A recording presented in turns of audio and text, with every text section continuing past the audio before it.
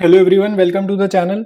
तो गाइज आज हम लोग ना डिफरेंस समझ रहे हैं। कुछ बहुत ही कंफ्यूजिंग टर्म्स हैं हमारे पास, ठीक है। तो टर्म्स क्या हैं? बेसिकली रेवेन्यू का हमें मीनिंग नहीं पता और हम मीनिंग पता है तो कंफ्यूज हो जाते हैं कि इनमें डिफरेंस क्या है, रेवेन्यू में, इनकम में, प्रॉफिट में, ठीक है। दो टर्म्स और हैं, गेन और लॉस, उसको भी आज हम समझेंगे।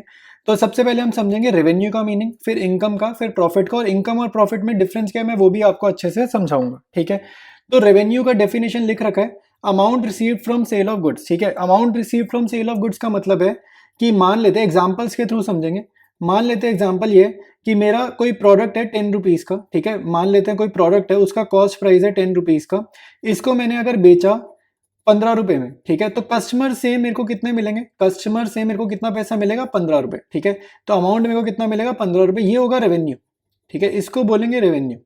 मान लो 10 रुपए की चीज है, 10 रुपए की चीज है, अगर मैंने इसको सेल कर दिया लॉस में, 8 रुपए में भी बेच दिया ना, तो रेवेन्यू 8 रुपए हो जाएगा, ठीक है। यहाँ पे 15 है, यहाँ पे 8 है।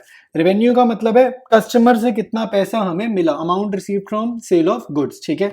तो ये रेवेन्यू हो गया। रेवेन्यू का मतलब प्रॉफिट या लॉस नहीं है, रेवेन्यू मतलब कस्टमर से कितना पैसा मिला, ठीक है। अब हम आगे बढ़ेंगे इनकम पे। तो इनकम कह रहे हैं, इनकम होता है excess of total revenue over total expenses, ठीक है। मतलब जितना भी हमारा बिजनेस में टोटल रेवेन्यू हुआ, रेवेन्यू मतलब इनफ्लो, जितना भी टोटल इनफ्लो हुआ उसमें से सभी खर्चे माइनस कर देंगे तो हमारे पास आएगी इनकम, ठीक है। अब इनकम अकेले में पढ़ा तो समझ में तो आ गया कि इनकम क्या है, इनकम अकेले में पढ़ा तो समझ में आ गया, लेकिन प्रॉफिट भी पढ़ेंगे और फिर जो कंफ्यूजन होगा उसको क्लियर करेंगे। प्रॉफिट कह रहे हैं income earned by the business from its operating activities, ठीक है। ये चीज ध्यान से देखेंगे, income earned by the business from its operating activities कह रहे हैं।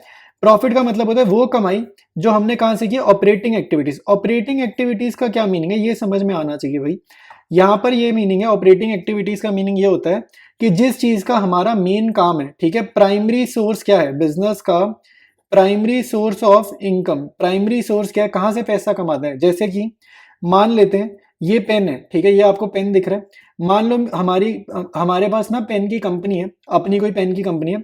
हम ये पेन बेचते हैं, ठीक है। हम क्या करते हैं, पेन को सेल करते हैं, ठीक है। पेन की सेल करते हैं, हमारा यही काम है। तो पेन बेच बेच कर जो मैं पैसा कमाऊंगा ना, पेन बेच बेच कर जो मेरी कमाई होगी, जो मेरी इनकम होगी सिर्फ पेन बेचने से, उसको मैं डालूंगा प्रॉफिट में, ठीक है। उसको मैं डालूंगा प्रॉफिट में, ठीक है। तो कौन सी चीज मैं प्रॉफिट में नहीं डालूंगा, ऑपरेटिंग एक्टिविटीज कौन सी नहीं होती, अब ये समझ में आना चाहिए। जैसे मान लो इसका एग्जांपल ये है कि मान लो मैंने कहीं पर पैसा इन्वेस्ट करा हुआ है, मैंने स्टॉक मार्केट में पैसा इन्वेस्ट करा हुआ है, ठीक है। या मैंने पैसा बैंक में एफडी में करा हुआ है, ठीक है। मैंने इन्वेस्ट कहाँ करा हुआ है? बैंक में करा हुआ है, ठीक है, फिक्स डिपॉजिट में, ठीक है। मैंने फिक्स डिपॉजिट कराया हुआ है। तो कहीं से भी मेरे को इन इन्वेस्टमेंट्स की वजह से कहीं से भी इनकम आएगी, कहीं से मेरी कमाई होगी, जो पैसा आएगा ना उसको मैं प्रॉफिट नहीं बोलूंगा, ठीक है। क्योंकि वो कहां से अर्न हुआ है? Income earned from non operating. ये वाली इनकम जो है नॉन ऑपरेटिंग, ऑपरेटिंग थोड़ी है।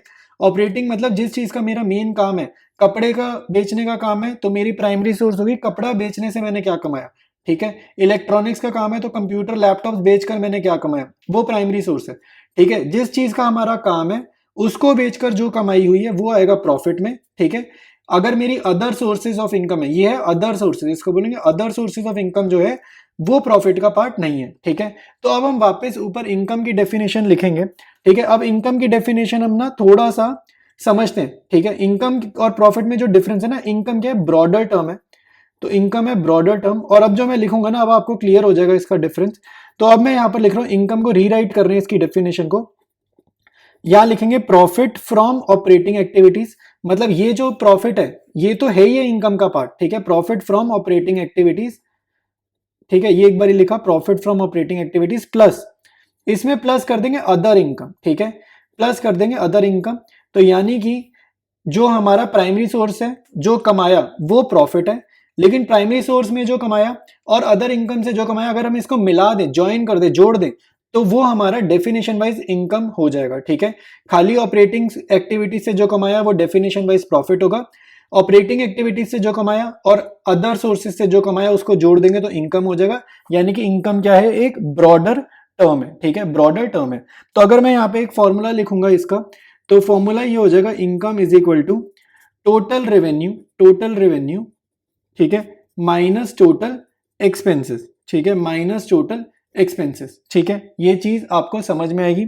और प्रॉफिट का डेफिनेशन अगर हम लिखेंगे, प्रॉफिट का यहाँ पर डेफिनेशन अगर हम लिखेंगे तो प्रॉफिट का डेफिनेशन होगा total revenue minus operating expenses. खाली ऑपरेटिंग वाले खर्चे माइनस करेंगे, लेकिन जो इनकम की डेफिनेशन है इसमें टोटल एक्सपेंसेस का मीनिंग है ऑपरेटिंग प्लस नॉन ऑपरेटिंग, इसमें दोनों आ जाएंगे।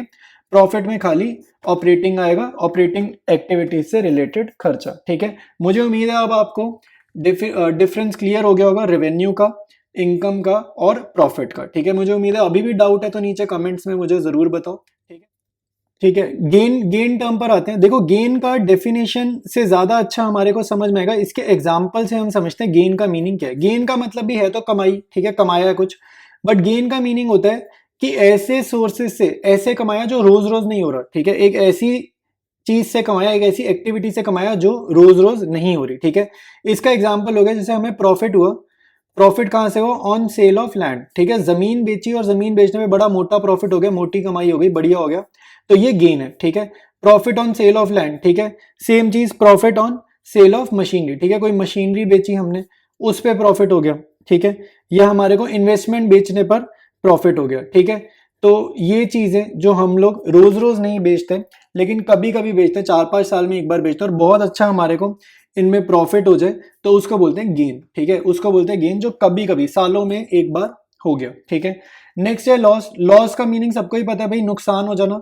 तो नुकसान कब होता है, जब खर्चे ज्यादा हो जाए, एक्सेस मतलब खर्चे ज्यादा हो गए, ओवर टोटल रेवेन्यू मतलब कस्टमर से कम पैसा मिल रहा है, खर्चे ज्यादा हो गए तो नुकसान हो गया, लॉस हो गया, ठीक है। इसकी डेफिनेशन में तो कोई ज्यादा दिक्कत है ही नहीं, ठीक है।